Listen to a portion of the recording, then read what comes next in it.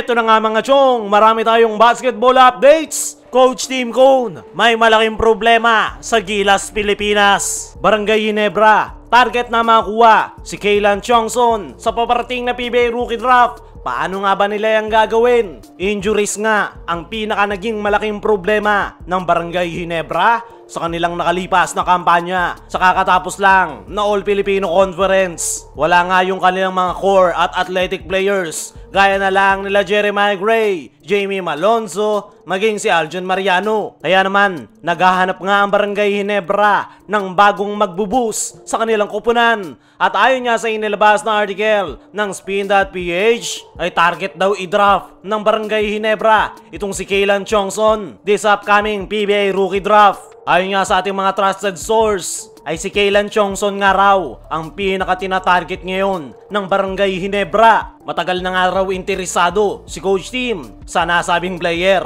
at lalo ngang nag-escalate ang kagustuhan ni Coach Team na makuha si Kaylan Chongson dahil sa pagkaka-injured ng kanyang mga best players gaya ni Jeremiah Gray at Jamie Malonzo. Pero ang tanong, paano ito makukuha ng Barangay Ginebra dahil expected na hindi ito bababa sa top 5 ngayong PBA Rookie Draft. Sa ngayon ay hindi pa inilalabas ng PBA ang magiging draft position, pero malaki ang chance na number 10 ang Barangay Ginebra. Yan nga ang problema ng Barangay Ginebra dahil mukhang hindi aabot sa kanila si Kaylan Chongson, pero meron niyang isang paraan ang Ginebra para makuha ang nasabing player. At dyan ang kikilos si Al Francis Chua sa tulong ng Terra Firma Jeep para makuha ang number 3 overall pick. Ayon nga sa mga source, dahil nga raw sa pagkawala ni Javi Gomez Del Llano sa kanilang kupunan, ay planong i-trade ng Terra Firma Jeep ang kanilang number 3 overall pick. At yan nga ngayon ang tinatarget ng Barangay Ginebra, lalong-lalo na nitong si Al Francis Chua. Dahil interesado talaga ang Barangay Ginebra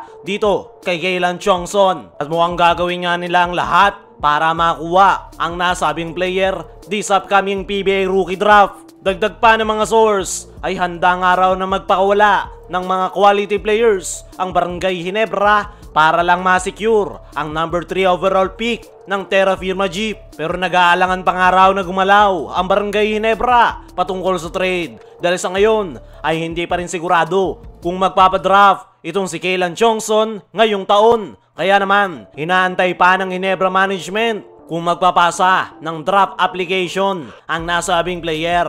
At kung mangyayari yan, ay saka lang nila sisimulan ng trade sa Terra Firma para makuha ang number 3 overall pick. Para sa akin mga chong, ay sakaling makuha ng Barangay Ginebra itong si Kaylan Chongson this upcoming PBA Rookie Draft, ay napakalaki nang may tutulong nito sa kupunan ni Coach Team Cone. Kilala nga ito sa kanyang pagiging versatility at ability to play ng multiple position. At yan nga yung gustong-gusto ni Coach Team sa isang player. Kaya naman hindi kataka-taka na mainit ang mata sa kanya ngayon ni Coach Team Cone this upcoming PBA Rookie Draft. Kayang-kayang pumuntos nitong si Kaylan Chongson. At the same time, meron din itong napakahigpit na depensa. Kaya naman, kilig na kilig ngayon si Coach Team kay Kaylan Chongson at talagang gusto nilang kuhanin this upcoming PBA Rookie Draft. Para sa akin mga chong, ay malaki ang may tutulong ng nasabing player.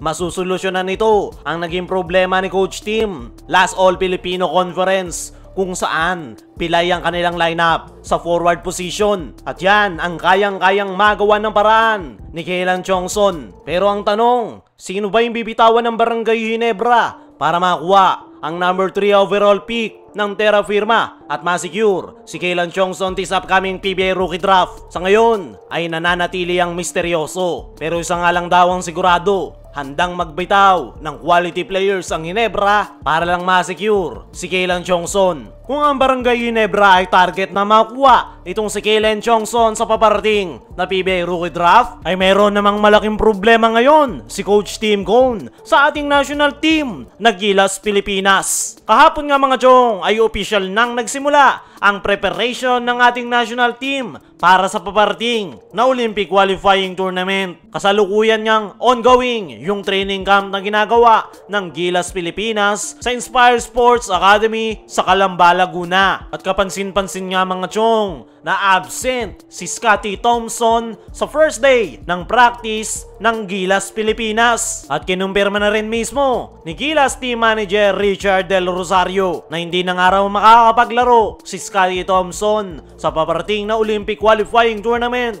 dahil sa kanyang iniindang slip disc injury. Napakalaking problema nga niyan para sa Gilas Pilipinas dahil araw na nga lang ang binibilang ay magsisimula na ang Olympic qualifying tournament. Saka pa na out itong si Scottie Thompson na napakalaki pa naman ng role na ginagampanan sa ating national team, lalo na si Coach Tim Cone na ang head coach ng Gilas Pilipinas. Sa ngayon ay 3 Gilas players na ang kumpirmadong hindi makakapaglaro. Nauna na dyan si Jamie Malonzo kung saan nag-undergo pa ito ng rehab dahil sa kanyang inindang injury sa kanyang binti. Si AJ Edo naman ay nagre-recover pa rin sa kanyang knee injury at ang latest addition ay itong si Scottie Thompson. Para sa akin mga chong ay napakalaki ng butas na iniwanan ni Scottie Thompson sa Gilas Pilipinas. Dahil ito nga yung starting point guard ni Coach Tim Cone at tanging si Scottie nga lang yung gwardya ngayon ni Coach Tim. Ang bukod tanging nakakaalam ng lubusan kung paano tumatakbo ang pasikot-sikot ng triangle offense.